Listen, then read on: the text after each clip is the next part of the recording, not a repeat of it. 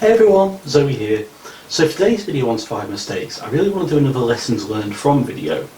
Now if you've never seen a lessons learned from video from me before, it's where I ask the question, if one piece of media was our only reference point, what survival lessons or survival skills could we learn from it? In some cases those survival skills and lessons are very easy and obvious, in other times they require a bit more extrapolation on my part. And for today's lessons learned from, we're going to be looking at Night That Eats the World.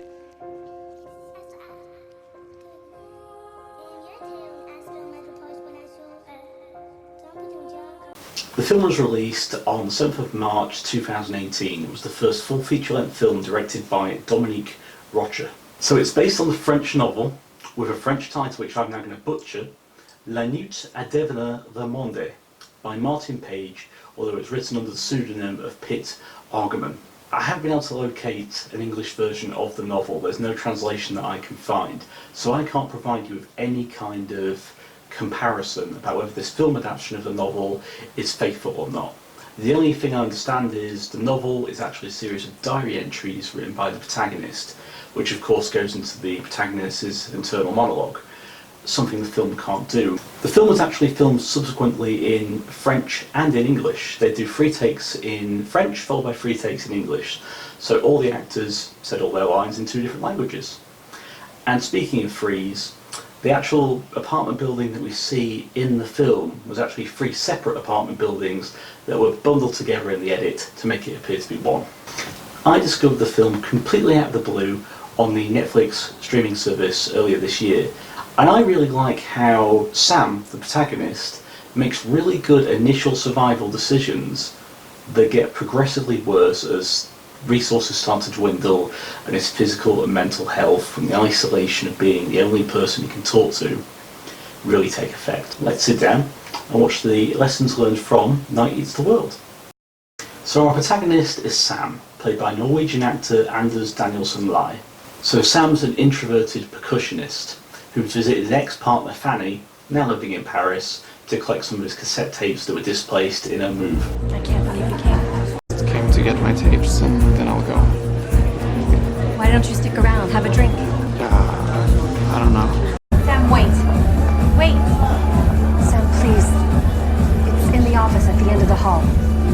Please stay there, it's quieter. Following consuming an excessive amount of alcohol and an accidental head wound from Polaroid cameraman here, remember him for later, Sam goes into Fanny's office and finds his cassette tapes.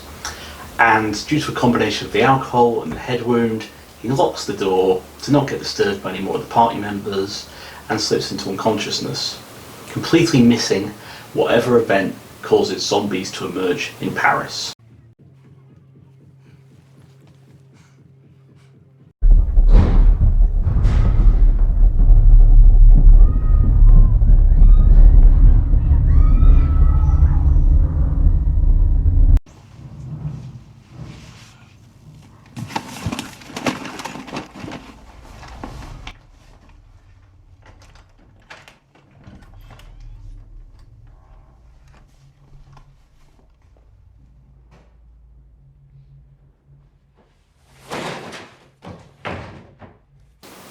After a bit of a reunion with Fanny,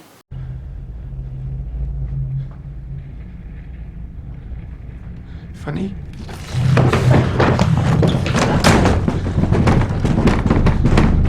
Sam's initial decision then is a very wise one.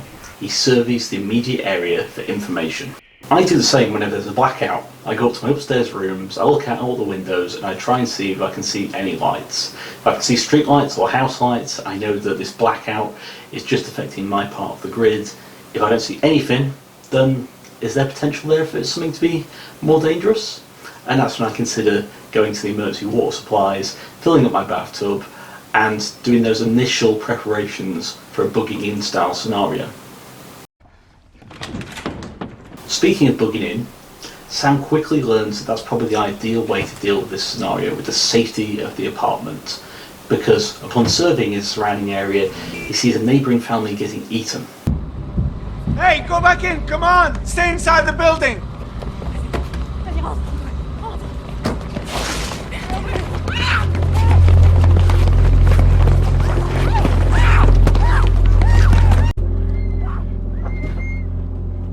Sam then looks for additional information on what's happened using the only resources he's got in the apartment, the mobile phones of the partygoers, and realises that it's a wider thing than just his immediate area.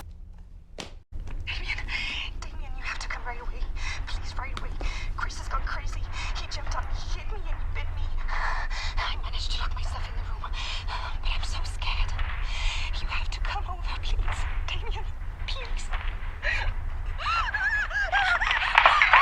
Another lesson we can take from this is that Sam's using his hearing quite effectively to listen for zombies. As you can see, he discovers the apartment's rooftop, and after his little incident with Fanny earlier, I imagine he doesn't want to repeat that by blindly opening a door again.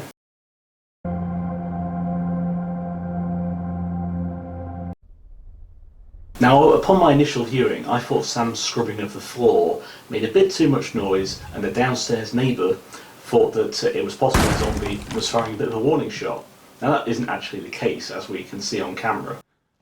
Sam utilises a shelving rack to broaden the hole that's been created by the shotgun pellet and gain access to the downstairs residency. While he's hanging upside down, he uses sound to attract any potential zombies. And in a blink and you'll miss it scene, if you look at the rope that Sam uses to scale down from Fanny's apartment into the elderly couple's apartment, you'll actually see it's already got handholds and footholds on it. So he's already thought about getting back up in a bit of an emergency. And then Sam proceeds to scavenge for resources and equipment in the elderly couple's apartment, including food and also a shotgun and cartridges.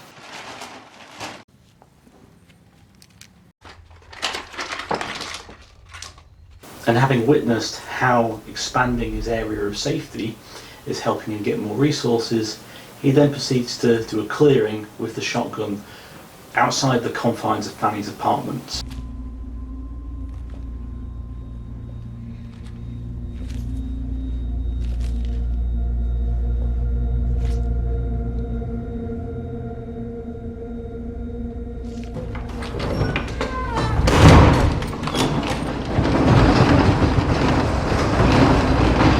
After Sam secured the apartment building, we get to see signs that Night Eats the World is a bit of a cosy apocalypse. And by that I mean that electricity and water supplies are still functional. In the background of this scene you can see an electronic fan still moving, and I'm not going to point out every example of it, but in lots of other scenes you can still see electronics are still functional until, presumably, the power supply goes out and Sam becomes more reliant on battery power. I really like that Sam does an inventory of all the food, weapons, ammunition and firelighting tools that Sam's acquired in his initial exploration of the available apartments. As Sam prepares to clear the rest of the apartments and get more resources, we see he actually puts on a leather jacket, and it's one of the partygoers' jackets. I went back in the film and looked, and that's not the jacket that Sam arrives at the party wearing. So he's using that leather as a bit of additional protection from clearing zombies. And I really like that. That's a nice little survival lesson we can take there. I like the fact he's organised the keys so he knows which ones fit in where and has labelled them appropriately. And as Sam attempts his clearing of his first occupied apartment with 3 infected in it, it doesn't go well. And it's demonstrated again of how this depiction of zombies doesn't make any stereotypical growling noises. No growling, no moaning, and they have the capability of running. So they are quite stealthy as far as zombies go. They have the ability to surprise people with quick speed and mostly silent movement. Bit of a departure from our usual depictions. And I like how Sam immediately identifies that apartment building as unsafe using white paint. It's similar to how FEMA identifies houses in natural disasters. And Sam demonstrates his use of sound again before scavenging this next apartment. He's clearly learned from the previous one with the 3 infected in it.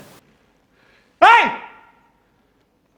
And he finds a paintball gun, MP3 player and more cassette tapes. Additional entertainment options for Sam during his downtime. I also like how he briefly wears the paintball mask as a bit of additional protection too. I would have preferred to see a bit more of that.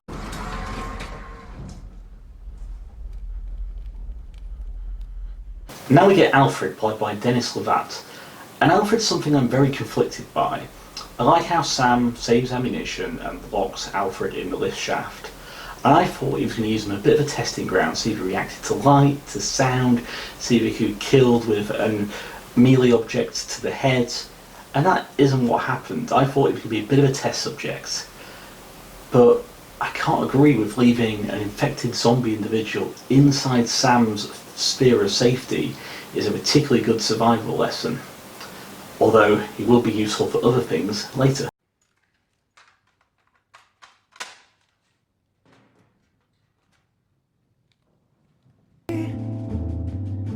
I read the story in the news today about a man who abandoned all his plans and went astray. Now for perhaps my favourite survival lesson from Night Eats the World, Sam's window calendar.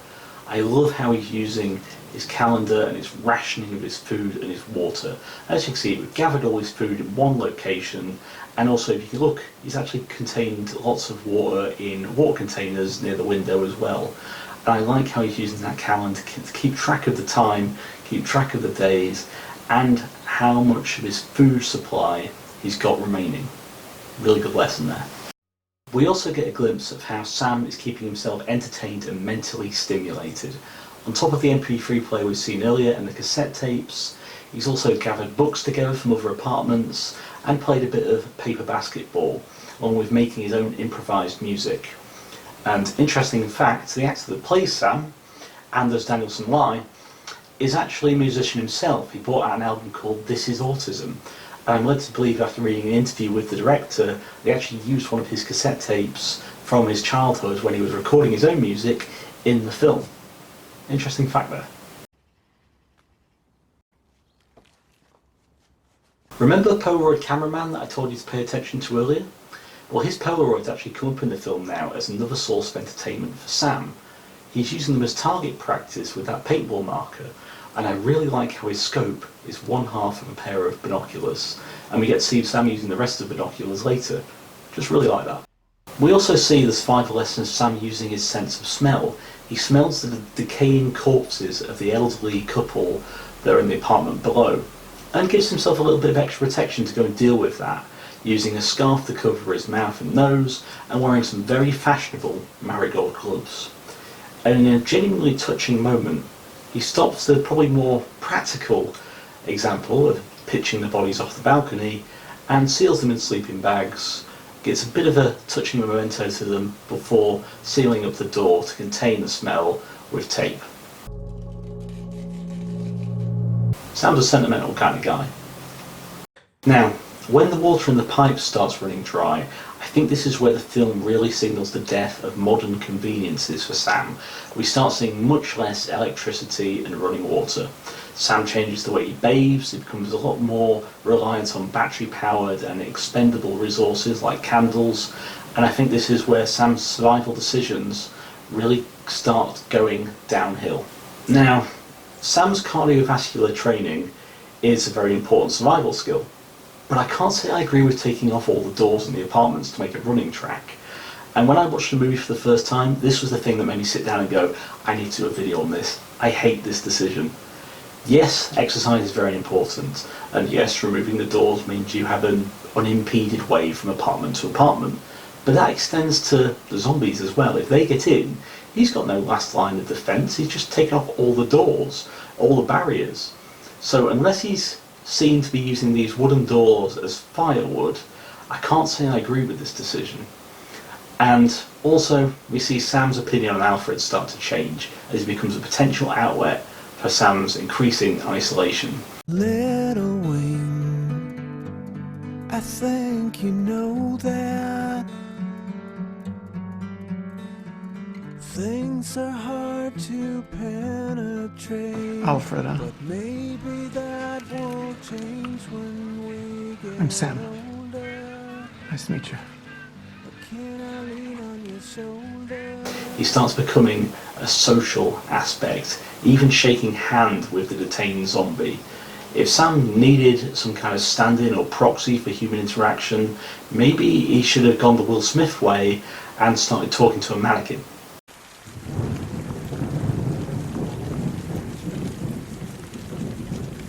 For another really interesting survival lesson, we see that Sam is using that rooftop as a means of collecting rainwater. And I really like that he's using baking funnels inside glass bottles to increase the catchment area and make a slightly more useful rainwater collection. It's a little thing, and the film never brings any attention to it, but I just like that little bit of background information, and I think that's a really useful survival lesson we can take from this film. Now, there's actually a rare continuity error here in the film. As Sam's talking to Alfred, musing on what's happened to everybody, including his own mother, we see that Sam's got an injury on his hand.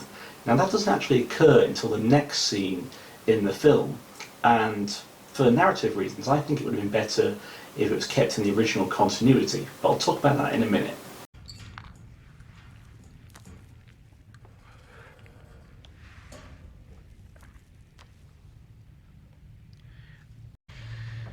You probably thought you'd drop dead peacefully in your sleep. And then this happens. My mother, she's not really the type to walk all over people to make it. So I guess it ended pretty quickly for her.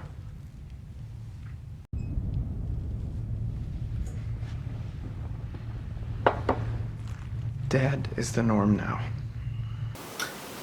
And now we get to the scene that's probably the biggest mistake Sam could make. The person I was watching this film of was literally screaming at the screen going, "No, why are you doing that?" Sam leaves the safety of his apartment to chase a cat. That's how desperate for companionship he's become. He even braces the door of the apartment open using his shotgun. So he leaves his area of safety, leaves his weapon of protection. Damn it.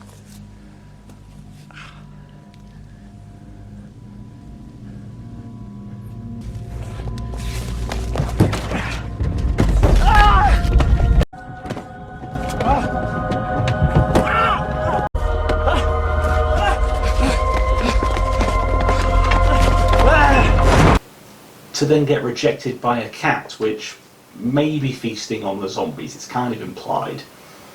And Sam handles that rejection well, with his now modified sawn-off shotgun. And here's why I think those two scenes should have been better the other way round. I like the fact that Sam got rejected by the cat, and then he sees Alfred in a slightly different light as a way to relieve the intense kind of isolationism he's experiencing. After the rejection from the cat, he starts seeing Alfred as a resource as well.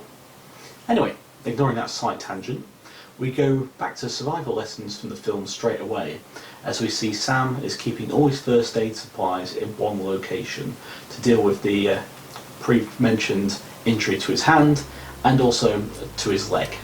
And he goes straight to looking for signs of possible infection, even considering committing suicide if he turns, with this really awkward keeping of the shotgun underneath his chin, which he somehow manages to fall asleep in that position.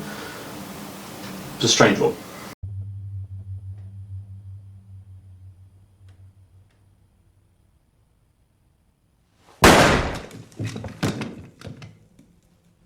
Another survival lesson we can take is that Sam starts wearing more wool and more layers as time progresses.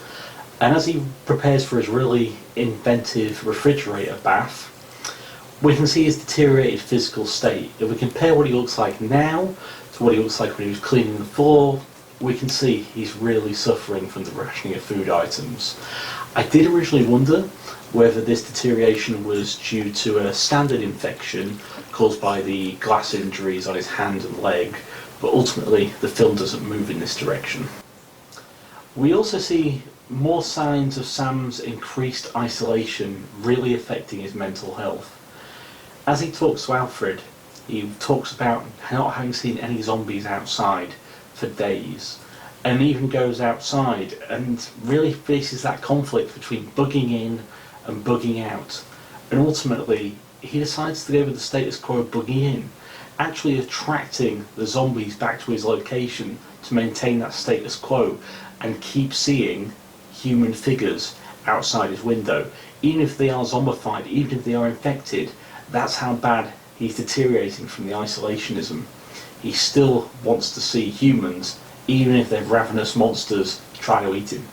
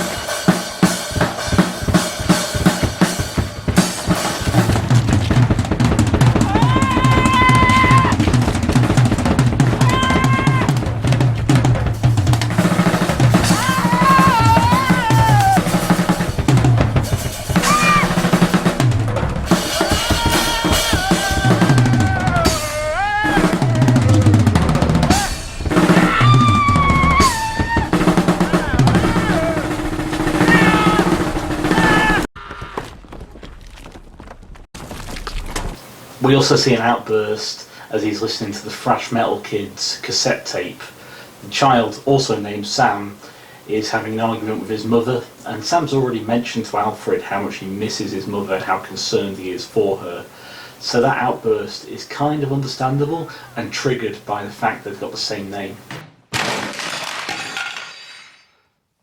And during the night, we see one of Sam's previous nightmares start having a glimpse of truth to it. In the nightmare, Sam hears noises, zombies come through his bedroom door, his shotgun fails to work and he's ultimately consumed in his bed. And he hears noises, and this time his shotgun does work and he fires through the door, significantly injuring another human character called Sarah. And I've got no chance of pronouncing this actress's name, and I do apologise, but played by Gloshmir Faranai. And who wants a spoiler warning? This might increase your enjoyment of the film, and it did for me on repeat viewings, but if you don't want a spoiler, then skip forward to this timestamp.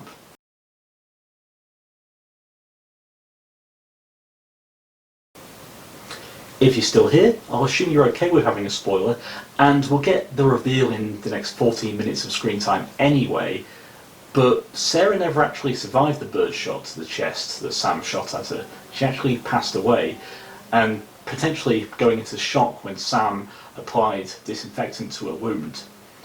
And Sarah's only really present in the rest of the film as something of a hallucination for the audience and for Sam. And I really like that on repeat viewings, she's very much a different counterpoint to Sam's survival strategy. Throughout the entire film, Sam has been very focused on bugging in, whereas Sarah presents a bit of a counterpoint for the bugging out perspective. And her interactions with Sam, you can really see the different paths that they could have taken. And I think that's really interesting. And now we're back to the spoiler-free version of Lessons Learned From. With rations getting low for 2 people. What was it? Pigeon. Not bad. It's just strange hearing another voice than my own. I thought That you're the last human on Earth. Have you met any other survivors? Few guys hiding out in apartments. Kind of like you. Most of them more or less crazy. Just like you, actually.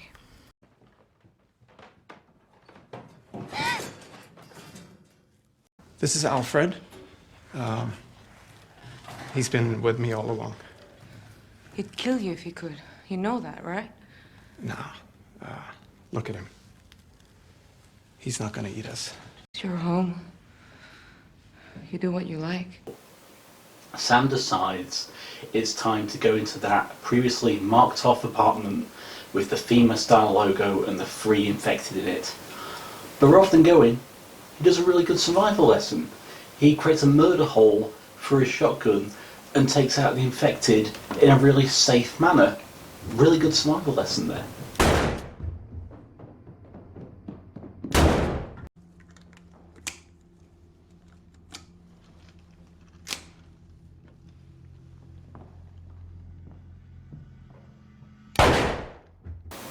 And as Sam returns to Fanny's apartment with the scavenged food from that infected trio's apartment. Sarah? Where are you? What are you doing? Looking for a way to get out of here. Going down is out of the question. The only solution is to jump. No, it's totally pointless. There's no way we can jump that. I don't get you. We're safe here. Especially now that we don't have to worry about food for a while. There has to be a place away from all this shit. It's worth taking the risk. Okay, what if you're wrong?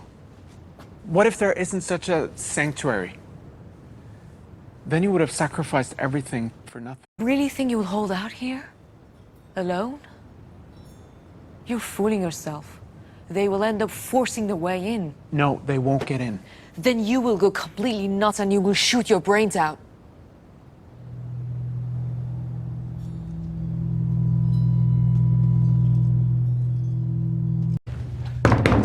Sarah, you're right. We have to get the hell out of here. I'm sorry. Please, open up. Come on. You know, you've been right all along. We get the reveal. Sarah has been dead all along. Sam has been hallucinating her, possibly out of guilt of having accidentally killed another human survivor, and his continued isolationism as a result. So the lesson we should learn from Sarah's death is establishing a communication with other survivors before just running in during the middle of the night, especially as we see Sarah has prior knowledge of Sam being in the apartment. So all the encounter with Sarah provided Sam was a corpse, a lot of regret over creating that corpse, and a backpack containing climbing equipment and a grappling hook.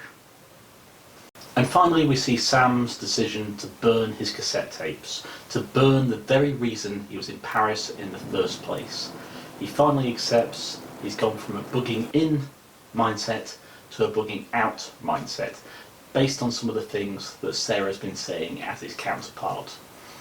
Although burning the tapes is a bit of a mistake, and that will backfire on him in the future, quite literally.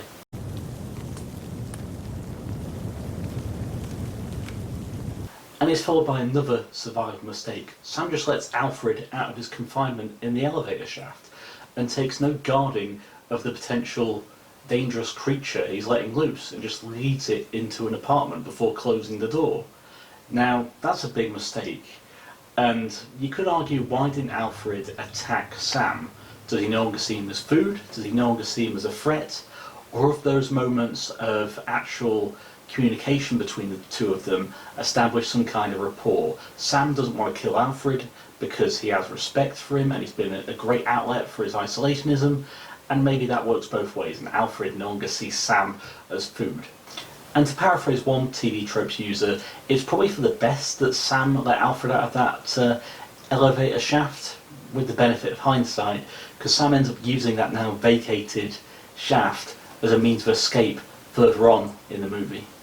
And then unfortunately we see the consequences of Sam burning those cassette tapes as it triggers the still active fire alarm in the apartment. I guess Sam didn't consider taking them apart for the batteries earlier in the film. Potentially a survival lesson we can take from there. And that fire alarm attracts the nearby zombies to break down the door and get Sam fleeing.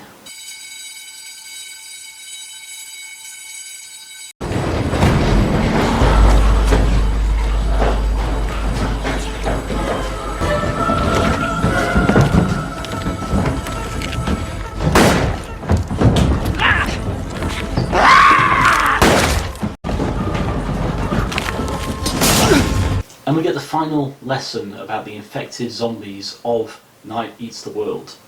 As Sam loses his shotgun after fleeing up the elevator shaft, he improvises concealing an attacking zombie's head with a curtain, which is then unable to sense Sam.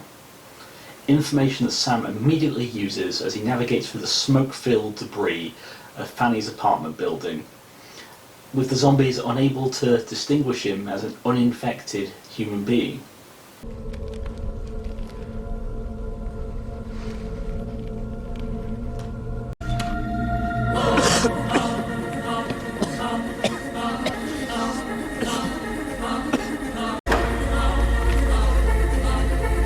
Sam, why didn't you close the door behind you? That would have given you ample opportunity to take that grappling hook and that cordage and string it between the two buildings and just crawl across without the time constraints of being charged at by a zombie, causing you to get into your rope harness and take a literal leap of faith.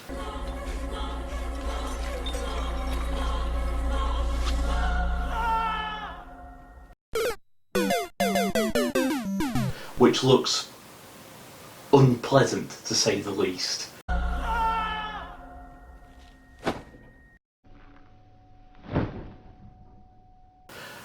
Knocking him unconscious and also leading to some injuries. I'm very surprised that nothing is broken when face planting into a neighbouring building. And then our film ends. An exhausted Sam is on the rooftop of a neighbouring building. He's got none of his supplies and no safe location as the result of his actions. Is he doomed? Or do the rooftops of Paris give hope that there's another safe place out there, ready to begin the cycle all over again? And also, we get subtle sounds of bells ringing in the distance. Is that possibly signs of a sanctuary that Sarah mused on earlier? Who knows? And there we go. Hope you enjoyed this episode of Lessons Learned from Night Eats the World. If you enjoyed this episode, please consider liking me on YouTube, it lets me know I'm doing a good job. And if you really liked it, please consider subscribing to the channel. If you want to see what I'm up to in between videos, I'm active on all sorts of social media, and I have some of the best fans in the world. Everyone out there that engages with me, I really appreciate it. So I'm active on Facebook, we've got a group called Survival Mistakes. I'm active on Twitter as @ZoeSurvival. I'm also on Instagram, and I'm also over on Reddit with a subreddit, Survival Mistakes. So if you want your survival mistakes fixed, to see what I'm up to in between videos, or how I'm prepping for videos, or just to engage with me and the rest of the survival mistakes community, we're out there to get your survival mistakes fixed. So, as ever, there's only one way I can end a video, and that's for me to say to you, get out there and do the impossible every day. Thank you.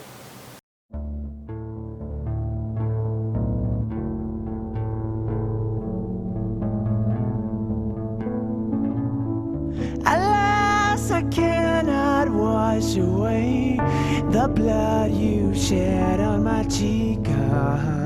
Alas, some flashes fade away. I won't